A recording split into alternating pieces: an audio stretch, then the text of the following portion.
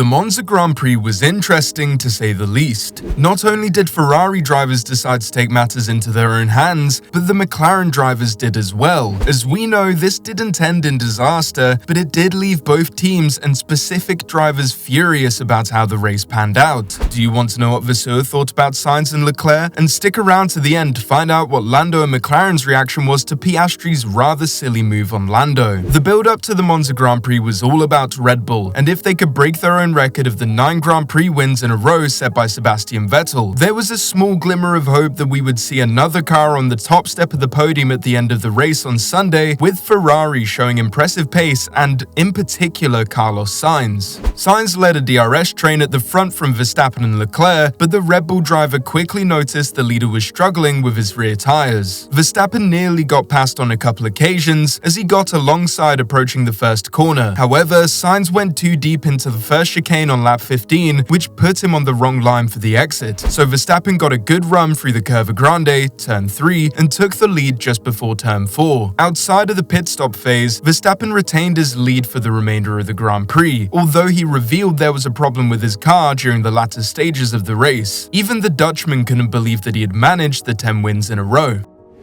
I would never have believed it was possible to win 10 races in a row, but we had to work for it today, and that made it a lot more fun, said Verstappen. A huge congratulations must go to Max and his team, as this felt pretty unbelievable, and the likes of Schumacher and Lewis have not even been able to do it. Now, Lewis stirred the pot in the build-up to the Monza Grand Prix, saying that Max hasn't had to face the same competition as he did when he was so dominant in the sport. And to be fair to Lewis, he has a point, but Max can only really race what is in front of him, and he is just smoking them. Maybe Mercedes are just sour, as not even Toto could hold off taking a jab at Max after this historic win. Our situation was a little bit different because we had 2 guys fighting each other within the team. I don't know if he cares about records. It's not something that would be important for me. Those numbers, it's for Wikipedia and nobody reads that anyway, Wolf told Sky F1. As much as we want there to be some competition at the front of the pack, it really doesn't look like it's coming, and the real race is happening behind the Red Bulls. I mean, even Albon is managing to do some impressive things with a Williams. Behind Verstappen, we saw the biggest race-long battle of the season so far as Sainz tried to hold off Leclerc and Perez. A slow pit stop for Sainz meant that he was only just ahead of his Ferrari teammates when Leclerc emerged out of the pits, with Perez just behind the pair. The trio ran in a DRS train for around 10 laps before Perez overtook Leclerc on lap 32, despite nearly colliding the lap before. It was not only theirs, the Ferraris didn't really have the pace to catch the Red Bull, but that didn't mean that they were not going to race each other for the last podium spot. Leclerc, who had put less stress on his tyres during the second stint, appeared likely to cruelly deny his teammate of a deserved podium, before a battle for the ages played out as the pair almost took each other out on several occasions. Sainz somehow managed to hold on for a first home podium in his Ferrari career, as Verstappen led a Red Bull 1-2, but he admitted that the frantic finale had been just as stressful as it was enjoyable. Honestly, I'm not sure if the word is good fun, but it was a very tough fight and I absolutely gave everything, probably giving it so much, especially at the beginning of both stints, I was paying my price with tyre degradation and always being very vulnerable at the end of stints, the Spaniard told Sky F1. Charles, who didn't have the greatest of weekends, saying that he just got the setup of the car wrong, felt that is how racing should be, going head-to-head and just letting the driver race. F1 is littered with nasty team clashes and furious team bosses, but it provides a great spectacle for us supporters, and that is exactly how Charles saw it. This is what racing should be all the time, in my opinion. At the same time, we also had the responsibility of having a red car on the podium, otherwise the Tifosi would have been very angry with us tonight. Yes, it was on the limit, but I've always said this is how I love racing. I love today. We will sit down with Fred, Leclerc told Sky Sports F1.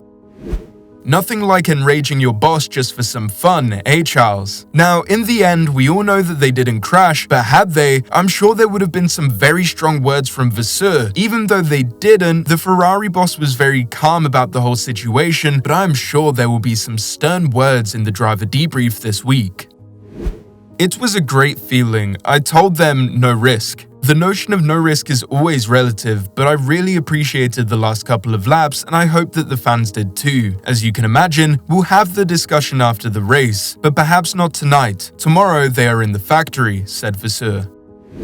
Of course, Ferrari wasn't the only team to have their drivers race each other, with McLaren having their drivers also deciding to take matters into their own hands. Piastri had just emerged from the pits on lap 24 in a fresh set of hard tyres when he was caught by Norris, who had pitted 1 lap earlier, as the pair entered the braking zone for the first chicane. As the Aussie ran wide into the corner, he nearly collided with his teammate's car, which was on the outside. Instead, the McLaren duo slightly touched, but neither car suffered any damage, while the stewards concluded that the run-in did not require any further investigation. Lando was not the only one coming together with the young Aussie driver, but he also had a run-in with Lewis Hamilton, which ultimately took him out of the points and gave Hamilton a 5-second penalty, which in the end didn't really affect the British driver. Piastri finished in P12, but he was running in P8 with Lewis just behind, until the Briton did not leave him enough room into the Roggio corners. The two drivers collided and Piastri damaged his front wing. The stewards gave out their verdict.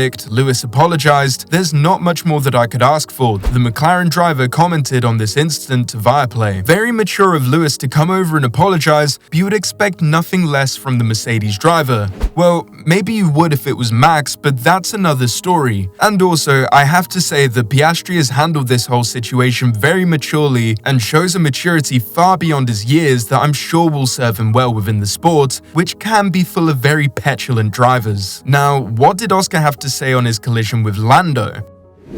You never want to touch his teammates. Yeah, we'll talk about it when we get back. Piastri summed up what happened when he exited the pit lane. Well, it looks like McLaren were far from impressed with Piastri and Lando, with Stella having this to say. There should never ever be contact between two McLaren cars, Stella said. There was contact, which does not fit the way that we go racing at McLaren. Let's just say he isn't impressed with his two drivers, and with that being said, he is probably a lot calmer because both of his drivers finished the race, but had they not, we can only assume that this conversation would be a hell of a lot more animated. So, what next for McLaren? Stella confirmed that McLaren will review what caused the coming together. You just review things, like you do with anything that is technical or the rational racing. What is important is to have a clear parameter as to what you deem acceptable and what you deem unacceptable, said Stella. You're probably thinking what we are thinking, and surely McLaren dug their own hole by creating the undercut between its drivers, adding tension to the already tight race, and that is not something Stella will leave unturned, with the Italian having this to say. I need to review. I'm sure even the drivers will calibrate themselves for us in that situation. It's always a little tricky when you leave the pits, especially on hard tires. Certainly, Oscar was trying to see where he could place himself that he could keep the position, but on colder tires, this could have been slightly more difficult than he would have anticipated. So I think we could absolutely conclude that this is just a little misjudgment, therefore it means that there's no problem at all. Right, so in all of this, what does Lando Norris think? I mean, surely he would be fuming. Reflecting on his own incident with Piastri, Norris told the media, including Racing News 365, I guess he was just on cold tires or something, so he had a bit of understeer. I tried to leave enough of a gap, it's just impossible to see, very difficult to see in the mirror. I left a big gap, but just hard and cold tires is not a nice combination, and I guess he just ran into my rear tire. We respect each other, we give each other enough space, and it's unfortunate but nothing happened, so it's okay. All of this seems a little suspicious to me. Both Charles' reaction to his race with Sainz and now Oscar's reaction to his collision with his teammates feel very much like they have been told to say these things to provide a united front. I mean, imagine if there had been a crash. I'm sure that there would be a little more passion.